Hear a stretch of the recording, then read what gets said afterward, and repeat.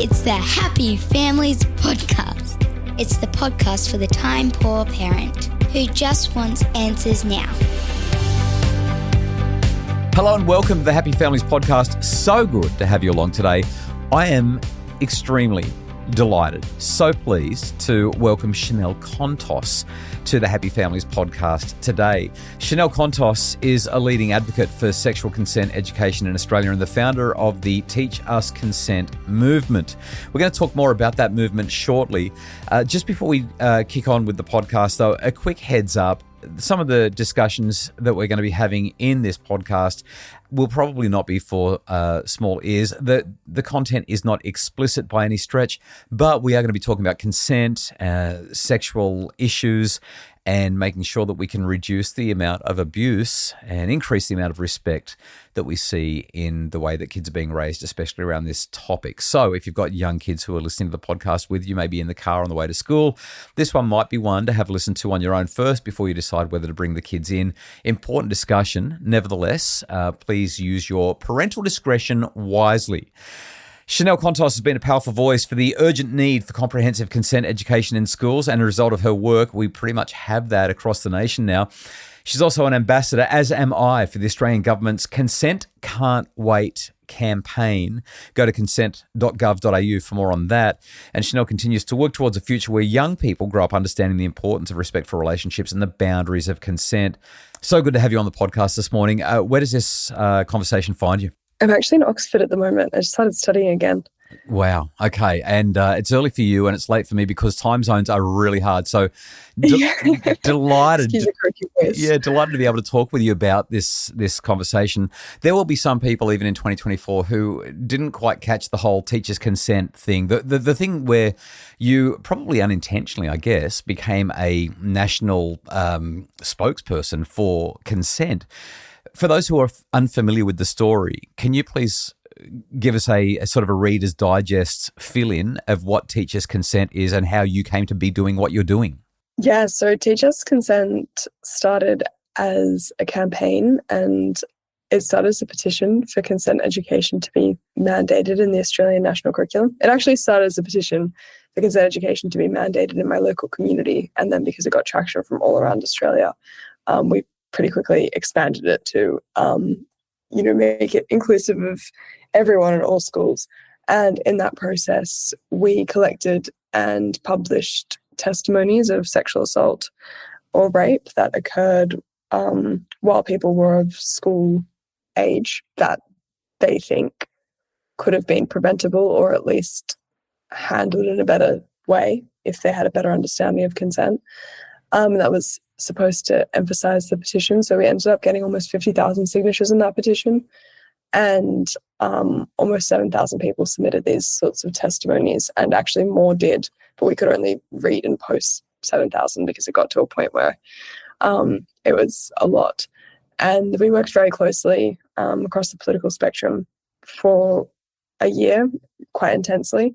And then consent education was mandated from kindergarten to year 10 in all Australian schools every single year in an age-appropriate way as a consequence, which is really exciting. Chanel, it's an incredible story. I don't want to glorify or glamorize what occurred because it's assault, it's rape, it's just it's appalling. And yet, when you share the story that you've just shared, sometimes it's easy to gloss over the reality, the pain, the violence, the awfulness of what occurred. I wonder if, in a way that you feel comfortable, if you can help people who are listening to this and maybe going, "Oh yeah, okay, that's great, well done, good on you for doing that." Can you help us to understand the gravity or the impact of these 7,000 plus testimonials of primarily schoolgirls, although not exclusively, who have endured these challenges? Can you give us a bit more context around that, again, without sort of turning it into something that it's not meant to be? I think the context that is important is that, and I think this was also what Teach Us Consent did quite specifically, was we looked at normalised sexual violence. And I think a lot of the context of Teach Us Consent was that these are things that happened when people were young, but because of their lack of understanding around consent or respectful relationships, they never seeked help about it. They didn't really think much else about it. They kind of labeled it as like an uncomfortable or unwanted sexual experience. They never thought about it as potentially a crime or something that they should tell a parent or a teacher about, or, an older sibling or something like that. And I think that normalization is really key here as well, because it explains why, because, as you said, almost 7,000 testimonies, almost all of them were young girls. Almost all of the perpetrators were young boys, even when the victims were boys in those testimonies, almost all of the time the perpetrators were young boys as well. And I think when we think about that, it also helps us understand how it could be possible that that sort of scale of violence is being perpetrated in our schools. There's so much I want to go into right now. I've written a whole book on different types of rapists and perpetration and how you can prevent those different things. So if you want to check that out for more information, it's called Consent Laid Bare. But in brief, there are forms of sexual violence that are easy to prevent with education. And this sort of normalized violence that occurs in teen years, perpetrated out of ignorance, out of entitlement, out of the fact that the main form of sex education for young people these days in Australia and beyond is pornography. Those sorts of acts of sexual violence can be counteracted with adequate conversations and educations. And that's why there's such a focus on it, I think, because they also make up the majority of this sort of, this context. Consent Laid Bare is the name of the book. I really appreciate the way you describe, I'm going to use the term, the casual brutality of this, just accepting that boys will be boys, or it's just the way things are, or I didn't know, or there was, like you said, this fundamental misunderstanding of what consent is and how it's supposed to work, which leads to, these experiences cast long shadows through the remainder of many of these people's lives. This is not a, whoops, we made a mistake, let's just get on with it, and fist pump, we're good. These are much more serious things. Chanel, you've become an ambassador for Consent Can't Wait. It's a federal government initiative you and I are both involved with, as well as Dan Principe and some other really wonderful people.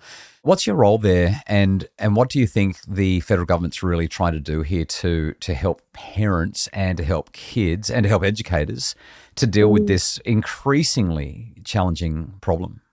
The whole idea behind it is to encourage parents or guardians or, really anyone who has young people in their life to take a step back and think, am I currently equipped to answer these questions? Is there anything else I could learn myself about this topic so that I can feel more comfortable delivering it or, initiating it or responding to it when it, inevitably will come up when you're raising a young person? And the whole point is, consent education and these sorts of conversations in the mainstream are a relatively new thing for the general population. Obviously, some people would have had quite specific education on all this stuff throughout their whole lives, but the whole idea is that there's a very good chance that this education skipped you. You might intuitively understand it and know it, but we just want to help you with accessing the language and helping you know kind of what's age appropriate for different children, or what should be happening, or what conversations should I be having with my kids' friends' parents as well, to understand what's going on and what are the ways that I can, educate myself before I attempt to educate others. So many questions that we really need to unpack here. I want to, because we're in the middle of Schoolies Week, it's the end of school year, there were so many stories, so many testimonials, so many painful experiences that came through your website that highlighted that this is the time of the year when so much harm can be done. If parents have got kids heading to schoolies or are already there, I guess in some ways some people might say it's a bit too late, but I don't know if it's ever too late to have a conversation about consent. How do you talk to parents about the sorts of things that they can say to their kids and actually get through? Because a lot of teenagers, 16, 17, 18-year-olds, mum starts or dad starts to have a conversation about sex and consent. A lot of them are going to roll their eyes and be like, hello, you were born last century. What do you know? Mm-hmm. I think a few things there. One, the conversations can be had from a really early age. They just don't necessarily have to be about sex or referring to sex in any way. Yeah, of course, yeah. So you can normalize these conversations with young people. You can teach, and this is also what's in the Australian curriculum from kindergarten. You can teach your kids to ask permission to hold someone's hand, to braid their hair, to play with their toys. You can teach them how to give permission or deny permission and show them that that will be respected when they exhibit that. So that by the time you are talking about this in a sexual way around high school, when it becomes very relevant for young people, that it's just kind of like intuitive to them and they already understand these principles and they can just apply it to this new lens of this new activity that they may or may not be doing or will be doing in the near future. And I also think, even though I can almost guarantee you if you have these conversations with your kids, they will roll their eyes, but that does not mean they're not listening. I think that they will respond in a way that is probably like, okay, yeah, I'm embarrassed, I get it, whatever. Again, unless you've had this, built up over a long time and you've normalized these sorts of conversations with them. But that doesn't mean that it's not soaking in, and that doesn't mean that they're not appreciating that an adult is speaking to them like an adult in this space. And I think also a way to make sure that you're not just like completely missing the mark is, again, to access the resources that are provided to you by the Australian government or other resources and figure out what are actually the challenges that young people, that your child is facing today, and then use your intuition as a parent or a caregiver to know what maturity level they may be at in that situation, and then how explicitly and what sort of topics should be relevant to them. It really is a conversation that needs to be had in various ways from a really young age. But if you've got into schoolies now and you're thinking, oh my God, they're off to schoolies and I've never had this conversation with them before, it's not too late to, you can text them a resource, you can give them a call, you can remind them that consent is the law, you can remind them that consent is important in any happy relationship. There's definitely ways from afar send a little reminder to our young people who are currently gathering in various parts of Australia.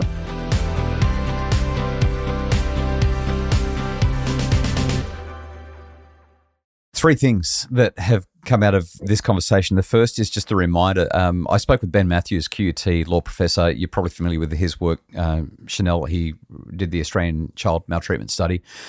He's amazing. Incredible guy. Research that he conducted shows that Australian adolescents, boys, are the most likely to commit child sexual abuse. That is, sexual abuse on anybody who is under the age of 18. And child-on-child sex abuse is pretty much at record levels for all of the reasons that you've just highlighted. This is such a wake-up call for Australia, for our parents and for our young people around this. Second thing that I wanted to highlight was just on that one, on the 5th of November, I did a podcast where I answered a question from a listener who said her 7-year-old had come to her and said, I'm a bit worried because my friend, who was also 7, has got a girlfriend and he wants to take pictures of her vagina. And I just said how wonderful it is that this 7-year-old has gone to mum and that mum's created an environment where he knows I'm uncomfortable, this feels icky, and the home situation is open and supportive and judgmental. Which brings me to the third thing that I was going to say, and I guess this is the question that comes off the back of those two things. What have you seen works when it comes to creating opportunities for open and supportive and non-judgmental conversations? A lot of parents, number one, don't know what to say. And number two, even if they know what to say, they feel pretty uncomfortable with it. Like, how do you get the conversation going if you haven't gone there before? I think that trying to remove this kind of like societal imposed shame on the topic needs to go.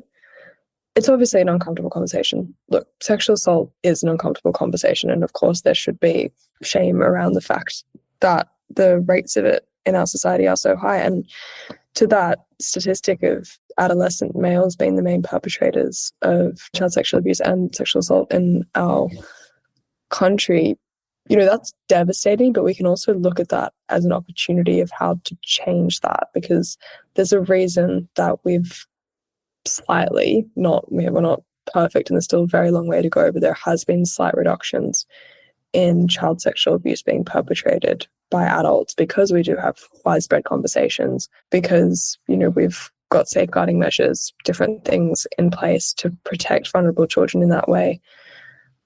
And I think that parents having conversations often and also being willing to learn themselves, because, sometimes these conversations may lead to a young person being like, actually, no, like this is what I think, or, this is how this is. And you might have to go back and look at that and see if is that the reality for this young person, or have I been told something wrong? Am I saying something that's problematic right now? And being willing to make it a two-way conversation as well. But one thing I also want to really highlight before we move on from this conversation is that I think a lot of parents have conversations around sexual assault prevention with their daughters, but I don't think we've gotten to the stage where they're having them with their boys yet, and realizing that that's kind of the number one thing you can do as a parent to prevent sexual assault if everyone else was speaking to their children. I don't want to make it seem as if I'm attacking boys, because I'm not in any way, but the statistics do not lie. And when we're seeing that high rate of perpetration from this specific demographic, we all need to be willing to confront the fact that the person that we love so much may, when inundated with alcohol and peer pressure, may act in a way that we wouldn't be proud of if we haven't given them those clear directions. And it is just such a cycle. So like breaking that cycle and knowing that having these conversations is not attacking young men, is actually one of the best things we can do for them. Chanel, that's a conversation that I've had numerous times when I've presented around the country. I've talked about it on the podcast as well. And I'm always worried that somebody's going to jump down my throat and beat me up for saying it and be really mad. But I actually think we need to have some empathy for the potential perpetrator or the perpetrator here, because the way that they will carry throughout the rest of their lives, every time this conversation comes up, or if they go on to have their own children, particularly daughters, if they have to imagine their daughter going out on a date with somebody who was just like what they were when they were a teen, the damage, the psychological pain that they'll go through is just extraordinary. Teaching our boys not to perpetrate is part of the conversation. It's a really uncomfortable thing to say. It doesn't feel nice to say it, and we're certainly not pointing fingers, but it's also a reality that statistically the guys are the accelerators and the girls are the brakes. And when alcohol's involved and peer pressure and all the complexities of social just social challenges when you're an adolescent, it's such a hard thing. Our time is almost up. Consent.gov.au is the website where you can find out more about what both Chanel, myself, Dan, and others have to say about this such an important topic. Chanel is also the author of Consent Laid Bare, which has been a phenomenally influential book in this particular area. Chanel, I guess if we were to wrap things up with maybe your top piece of advice for anyone who's listening right now, the one thing that you'd want people to understand about consent and about their kids as we continue this conversation and as our society evolves around this really important area over the next few years, what would your one mega slice of advice be that you want everyone to be able to walk away and remember as a result of our discussion today? Well, I would start by really heavily suggesting everyone to go to consent.gov.au and just, have a look and see what you learn. If you learn nothing, great. You're good. But, you've got it nailed if you learn nothing, absolutely. Yeah, but you very well might learn something, and there's definitely no harm in having a look at the resources. I just really want to hone in on that point we just said again. It can be really confronting as a parent or a caregiver or something like that to think about the fact that it's possible your own child would ever perpetrate this. But the only way we can truly stop this from occurring is through addressing the fact that, someone's perpetrating it, and again, removing that shame around the conversation and not making it seem like an attack, but understanding it as a step towards a more progressive, happier, and, conducive society. And being willing to chat to our kids, knowing that even if they're the nicest person in the world in all other instances, that if we leave them to be educated on these topics only from what they see on their screens, which they are seeing from a very, very young age and quite explicit content, that any young person can end up perpetrating a violent act and in a sexual way. And we just need to be willing to think about the best result for everyone being if everyone was willing to have these conversations with young people. And I also really quickly want to address, I know that consent is in the Australian education system at the moment, and that is amazing, but that is a safety net for people who don't have parents who they can have these conversations with, or people who, unfortunately there's devastating rates of interfamily violence in Australia, people who can't rely on that information coming from home in that way. It's an amazing policy that we have that, but it is the bare minimum. And it is really important that all parents that can do step up and have these conversations consistently with their young people in a way that you can't really rely on students having with teachers, because they are going to be so much more personal. Yeah, Chanel, it really does start at home. Unfortunately, not everyone gets it there, but such an important point. Chanel Contos in Oxford, really appreciate your generosity in getting up so early to have a chat with me on the Happy Families podcast. Thank you. Thank you so much for having me. If the podcast has raised any issues for you, you can visit consent.gov.au and get more information there for you or your family. If there are more serious issues that have been raised, check out Parent Line, Kids Helpline, or Lifeline. There's also 13YARN for our Indigenous listeners. Chanel Contos is a leading advocate for sexual consent education in Australia, the founder of the Teachers' Consent Movement, the author of Consent Laid Bare, and ambassador for the Australian government's Consent Can't Wait campaign. We will link to Consent Can't Wait, the Australian government campaign, in the Happy Families show notes. And for more information about all the things we've talked about, that website will be the best place to go. We really appreciate Justin Rulon, the producer of the Happy Families podcast, for making it sound so great. Thank you, JR. Appreciate your help. And for more information about making your family happier, visit us at happyfamilies.com.au.